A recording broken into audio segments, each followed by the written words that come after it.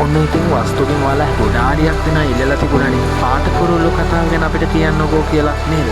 එහෙනම් ඔයාලගේ ඉල්ලීමට හැමදාමත් ආදරය කරන වස්තු මේ ලෑස්තිය පාට කුරුල්ලෝ ගැන කොහොමද ඉදිරි සතිය හැදෙන්නේ කියලා ඔයත් එක්ක කතා කරන්න. ඊට කලින් පුංචි ඉල්ලීමක් තියෙනවා වගේ කරන්න. මම subscribe කරලා bell එකත් click කරලා මාත් එක්ක එකතුලා ඉන්නවද? කෙවින් එයාගේ බිස්නස් කොහොමද පටන් ගන්න කියලා 17 කල්පනා කර කර පසුතැවිල්ලෙන් ඉන්නකොට තමයි නිම්නාවේ එයාට උදව් කරන්න මේ විදිහට ඉදිරිපත් වෙන්නේ. කෙවින්ට සල්ලි නැතිව අසරණ වෙලා ඉඳි නිම්නාවේ තමයි සල්ලි ටික හොයලා දෙන්නේ කෙවින්ට ගොඩ යන්න. ඉතින් ඒ සල්ලි වලින් තමයි කෙවින් එයාගේ බිස්නස් එකට ඕන කරන පළවෙනි වාහනේ අරගන්න මේ විදිහට ලෑස්ති වෙන්නේ. සල්ලි ටිකක් තරම් වාහනේ ගන්න කියලා නිම්නාවෙත් එක්ක යන කෙවින්ලට නුරාන්ව මොඩ ගෑනවා. එතකොට නුරාන් කෙවින්ට කොහොම කතා කරයිද?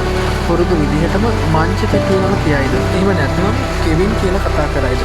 මම නම් හිතන විදිහට එයා කෙවින්ට මංජිත කියලා කතා කරන්නේ. ඔයාට කොහොමද හිතෙන්නේ? දාන්න කොහෙනම් ඔයාගේ උත්තරේ හොඳ ළමන් වගේ කොහොම හරි මේ වෙලාවේ නුරාන් නිම්නාවේ ඉස්සරහදී දෙවින්ට හොඳටම සමච්චල් කරනවා අපිට දකින්න ලැබෙයි. මොනවා කරන්නද? කොච්චර කේන්ති ගියත් නිම්නාවේ හින්දා කෙවින්ට මේ හැම දෙයක්ම ඉවසාගෙන ඉන්නම වෙනවා.